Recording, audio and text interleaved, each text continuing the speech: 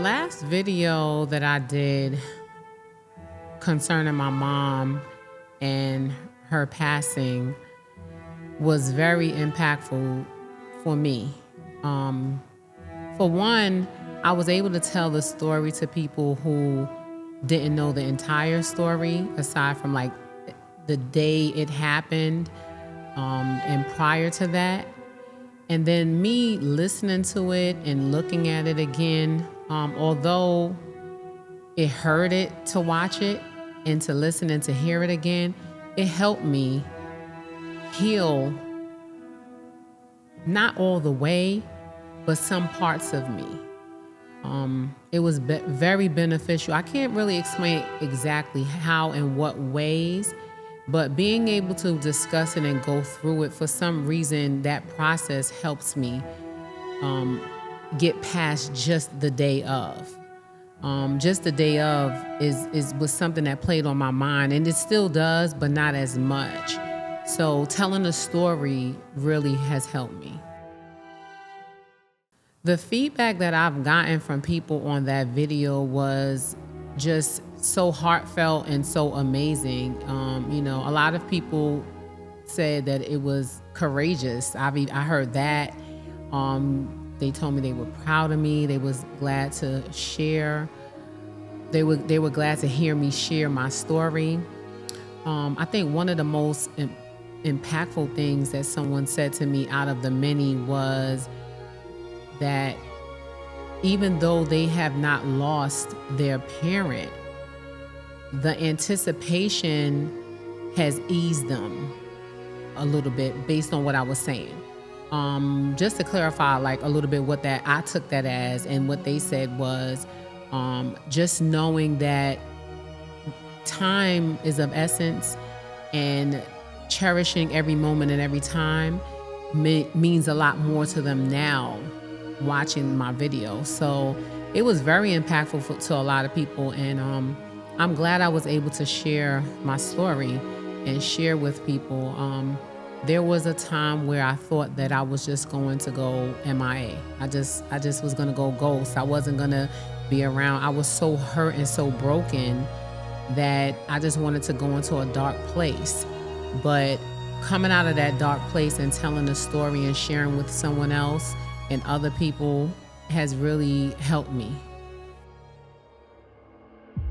After doing the video and seeing how much it has helped me by expressing myself and letting people know what I was going through and just the journey of my mother battling cancer, it inspired me to go ahead and write a book.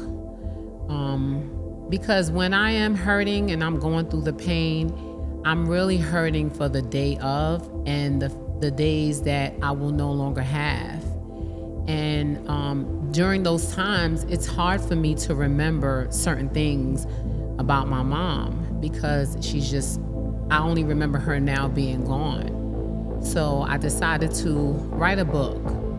And the book is called Mama. So I call my mother, people say mom, mama, or I'm not sure, but we call my mother Mama. That's how we pronounce it. So it's Mama. You taught me everything but how to live without you. And the essence of the book for me is, it's really a never-ending story, because where I'm at now in life, I'm learning how to live without my mother. But I wanted to talk about some of the things that she taught me, and we taught each other along the way. So I just sat down and really thought about, I didn't go that far back. I wanted to go back to a time where there's specific things that really enlightened me about my mother and woke me up. Being a mother myself, most of the times we don't really understand what a mother means to us until later on in life. We just know that our parents are here, they're telling us what to do, we want to do what we want to do. But we start to realize when the things that they have told us come to pass, if you ever heard that saying, we start to realize the true meaning of a mother. And in my book, you'll see it is done. It is in the publishing stages now. Very short. I didn't take it way back to 20, 30 years ago.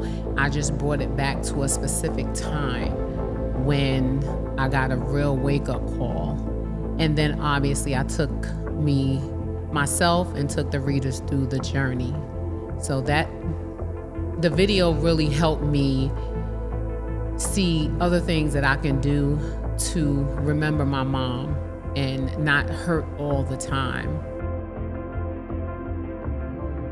So now my day-to-day pretty much looks like waking up and not wanting to go back to sleep really quickly. The nights for me are really challenging because it's dark and everything is still. For me now, I feel like my new norm is a numb feeling. If I be honest, I feel really numb at times. 90% of the time I could be talking to somebody and I'm there, I'm having a conversation, or I could be doing business with someone. I'm taking care of business, I'm doing everything, but my mind a lot of times is very far away. I feel like the world is still going on, but mine stopped. I 90% of the times, or 99% of the times, I feel stuck. But what keeps me pushing and keeps me going is I have no other choice.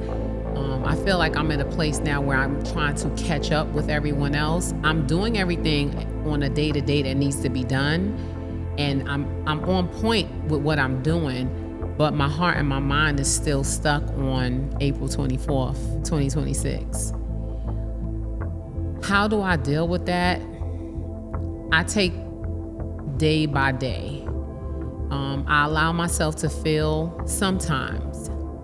Sometimes I really don't show my emotions for too long because I honestly feel bad and guilty for the people that's around me. That is, my husband, my children, my friends, my family.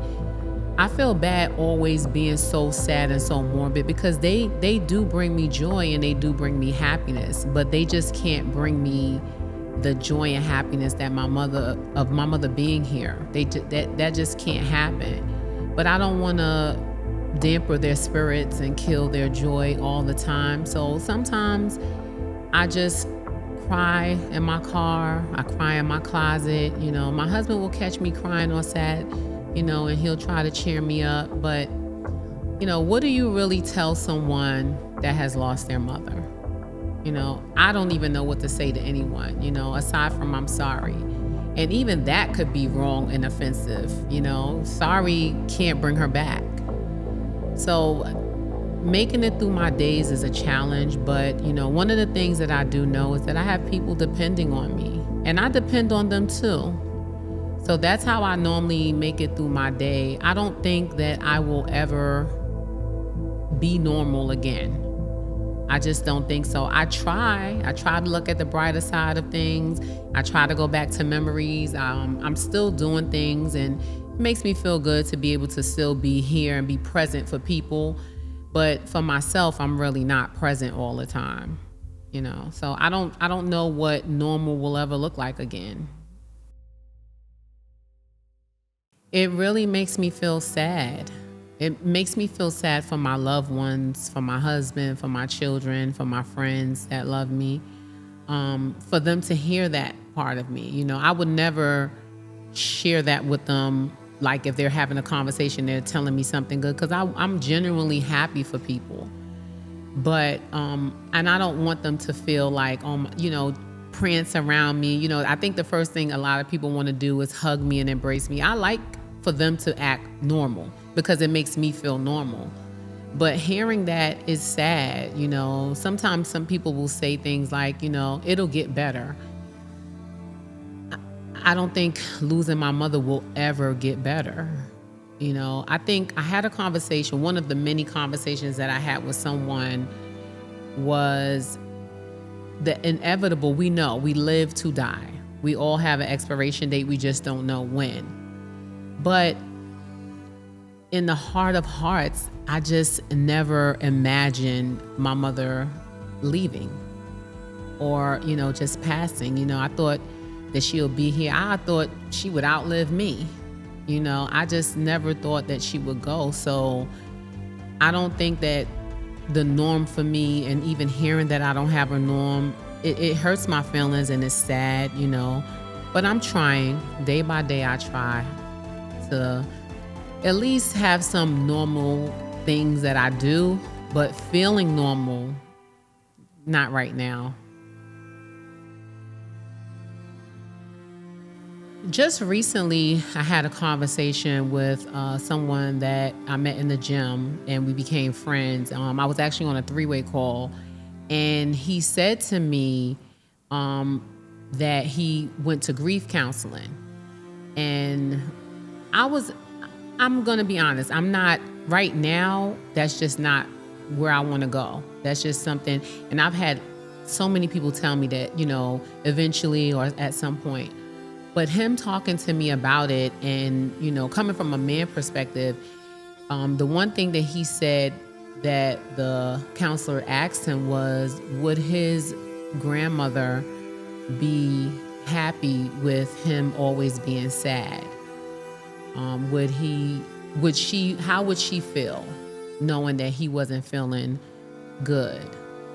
And it did touch me, because I know my mother, and I know that she always was concerned with my well-being. If I was sad, she was sad. If I was happy, she was happy. So that was, for some reason, that moment that stuck out to me. But it still is not leading me to grief counseling yet, but it opened it up a little bit, because I really honestly feel like this might sound bad, but I don't want to stop grieving. I think that that's going to be a part of my life, but I do know that it can become unhealthy if I don't allow some of my feelings out, because I have a lot of different mixed feelings. I honestly don't feel like I've had the opportunity to actually grieve yet. That's just what I feel. For me, grieving, what I would think of myself and what goes through my mind at times, I just want to scream. Like, I just want to scream and just not stop. I want to cry and not stop. I want to yell and just don't stop yelling. Like, I want for my soul to scream out so hard that the world can hear me. And, that might look crazy in my house to someone, because I've been holding that in for so long. I think that everybody does grieve differently, but I think for myself, I haven't had the opportunity to grieve, because I'm the person in my mother's life that does everything, even till today. Here it is 2 months later, I'm handling her affairs, her home, her, dealing with attorneys, making sure her bills is taken care of, making sure her name is clear. And I don't want to stop doing that, because what am I going to do afterwards? But at the same time, once that stops, I don't know what I'm going to feel like. Every day someone calls me about Yvonne, and I respond and I handle it as much as I can. I break down afterwards, but my grieving always seems like it's stopped. So even if my husband or the kids or someone sees me crying, immediately their first instinct is to try to make me feel better, or to say something to make me feel better. And because I feel bad for them, I'll stop. But for me, I just want to lay in my bed and cry my eyes out sometimes. I feel like grieving can become selfish to me. And I think that's how I'm thinking right now, because, with my husband, he still has his mom, and she's still here, and she has always been there. And sometimes I'll have conversations with him and I'll tell him, like, this is a feeling that I don't think I wish on anybody. I don't wish for anyone to ever have this feeling. And I notice that, he may become quiet because he doesn't know what to say. What do you say to that? So I think that sometimes I do feel selfish for grieving. And we could have another example is like, we bought the home that we live in now, we bought for my mom. And it's a beautiful home. It has a lot of different things there that we didn't have before. And it's exciting. And, he's excited and, he'll say something, I got this for you, how would that look if I just don't respond to what he's doing to make me happy by grieving? And even though he understands, it's just that I don't want to be selfish. I want to learn how to appreciate what I have because I lost my mom. And so now appreciating people means that I love means even more to me now than ever. My day to day with my husband since losing my mom has been, I would feel, has been a challenge for him. But he may not see it that way, but that's how I see it, because he looks at me and just the look in his eyes alone is like, I don't know what to say. I don't know what I can say to make you feel better. But honestly speaking, he has always been my rock. And I think that this was a hard thing for him to take on because he had a relationship with my mom. And I can give an example. I remember picking up the memory book from the funeral home just a couple of weeks ago and left it downstairs, showed it to my daughter, and she was looking at it and it was downstairs, and he must have came downstairs and saw it. And he's normally always really strong. If I'm crying, he's encouraging, or he'll take a deep breath, or he'll come and hug or kiss me. He doesn't really tear up right then and there. But I was doing something else in the office, and I guess he must have seen the book and he looked through it. And I was getting ready to leave, and I was like, hey, I'm leaving, babe, and, gave him a kiss, but he wouldn't look directly at me. And when eventually I seen that he had been crying, and but he didn't tell me. He was like, okay, I'll see you later. So I got outside of my car and I just called him, and I just, I had to say to him, I said, listen, I'm not selfish. That's not just my mother. That wasn't just my mother. She was your mother-in-law. She was like a mother to you as well. So I understand. And I said, I want you to know that I thank you for taking such good care of my mom. You took care of my mom up until the day she passed. And you didn't have to do that, regardless of you being my husband or not. And the phone was silent, and I can tell that, he had been crying. So, we go through it. He does allow me to go through whatever I'm feeling. He calls, he checks on me, makes sure I'm okay, and, asks me how I'm feeling. We still debate. We're a debating couple, but that's what we do. We don't argue, we debate. So that's the debate is gonna happen, but he'll back off sometimes. And I know that he's only backing off because he's, he feels probably sorry for me or something. And I'm like, you can't get the fight out of me anymore. And he's like, I don't want to fight with you anyway. So it definitely has brought us even closer than before, just to be able to understand that life is short. But it's hard. And I have to tell you, I do feel bad for him. So that's why a lot of times I won't express to him everything. 90% of the times it's so weird that if I am going through something and I'm crying, I could be in my car, I'm nowhere near him, and he'll just happen to call, and just randomly. And I'll be like, oh my God, like, how did you know? And he'll be like, what happened? And then I'll start telling him a feeling that I'm having, and, he'll talk me through it.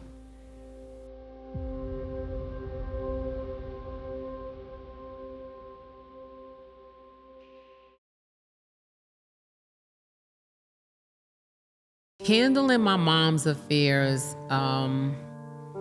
It started off being very overwhelming because right after she passed, you have to go through the whole session of telling people that she's passed, letting people know, calling, Social Security, her pension, just letting everyone know that she has passed. I'm sorry, Social Security, I did not have to contact because the funeral home did that. But obviously, other things and other people, her insurance. I waited to do the life insurance later on because that had a lot of dealing with the death certificate and things like that, and I just didn't even want to process that thought. So I waited like a month later to deal with her life insurance because one of the things that my mother was adamant about for years, she was like, I pay for my life insurance, don't let the people take my life insurance, and don't let the people take my house. So I knew that had to take place. But contacting people and going through the spill. This is Georgiana, Yvonne something. My mother has passed, or people calling me, to schedule appointments for her, or her phone, because I still have her phone, or her phone ringing, and they asking, hi, can I speak to Yvonne? It was hard at the beginning to keep repeating that my mother has passed. And dealing with the affairs is important, is relevant, and I will share with anyone, just don't let things go, let it go up in the air. If your parents don't have a will or a trust, it's something that you want to make sure you put in place. It doesn't matter how close you are with your family, how close you are with your siblings. If someone is in need, they're in need. I'll just leave it at that. And people will come after you with expectations and not understanding that you have to take care of certain affairs. It just doesn't go that way. If you are the child that's the responsible one, then you need to make sure you have those hard conversations. My mother didn't allow me to have the hard conversations. She had them with me. And I always ignored her, like, what are you talking about? I don't want to go into this. Well, you're not passing, you're not dying. So, that's another thing that I feel interferes with my grieving, because I can't just let things fall at the wayside. I just can't do it. My mother came to America 60 years ago, or maybe 50 something years ago. And she worked hard for everything that she had. So I just could not let things just fall apart like that. So I'm almost at the end, which I almost kind of regret, because as I said, what am I going to do for her now? I took care of everything for my mother.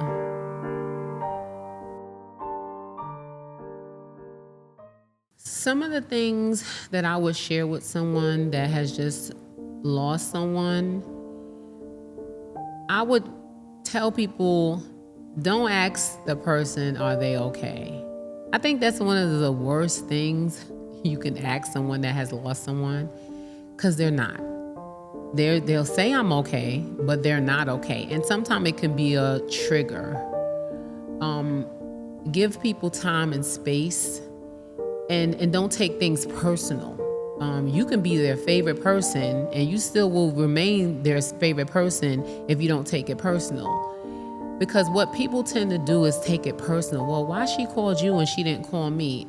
I'm in a place where I speak to the people I'm comfortable speaking to, or I just don't say anything at all. And I think that should not be misconstrued for personal. It has nothing to do with you. It's not about you. I think it's very important to respect how people feel. Check on them, definitely. Check on your friends. I have made it a something for me to do on a day-to-day basis, or every other day, or every so often, to come in on Facebook. Social media, we know that it is used for so many different things. I've decided to use it to share my journey. And I try to come and check in and say, hey, how you doing? Sometimes I cry on there. I just let people know on a day-to-day basis, or every other day, or once a week basis, or what's going on. Some people may take it as a different meaning. But it's important to check in on people, but don't overdo yourself. Just understand. And if you see them with somebody else, it don't got nothing to do with you. They're taking their time to get back to being around people, being normal. If I share something with you guys, one of the hardest things sometimes for me to do is to be in a crowded place with a lot of people, with a lot of different talking, with laughing, with things going on. It makes me feel like it gives me a lot of anxiety. The reason for that was the last time that happened, I was at my mother's funeral. So, and I could not, even though people were there on behalf of my mom and me and my family, it was a morbid moment. So it's hard for me sometimes to be around a lot of people at one time. But I'm getting there slowly. So just respecting people's boundaries. You may not know what they are until you touch it. But if you don't know what they are, don't give them one. Just allow them the time. I'm very big on responding to people when they text me, when they call me. That's something that I do. But there will be a time where sometimes I'm not. I may not. Don't take it personal. Just know that they took a loss.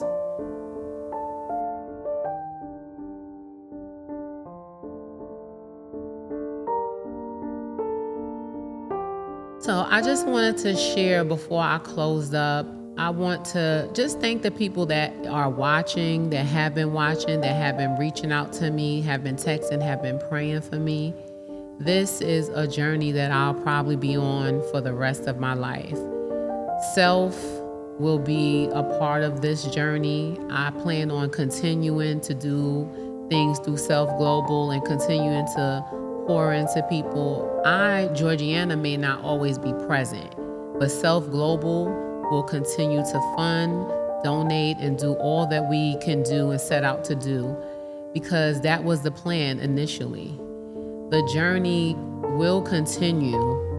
Just understand that this is a hard time for me, and it may always be a hard and challenging time for me. But I'm still going to show up because I know that that's what my mom would want me to do. My book will be coming in before the summer ends. I will say that. I'm not exactly sure if I am going to have it on Amazon or I'm just going to be privately selling it, because the book for me is just to share the story, not only of my mom, just to help someone that may have lost their mom, or they still have their mom, but they just don't know when. I just want to show and tell people the things that I'm going through and the things that I've been through and what led me here. I finished the book a few days ago, and it's good. It helped me a lot. It has gotten me to more of a comfortable place with what I've done prior to my mother passing. Thank you for watching. Georgiana Smith. See you next time.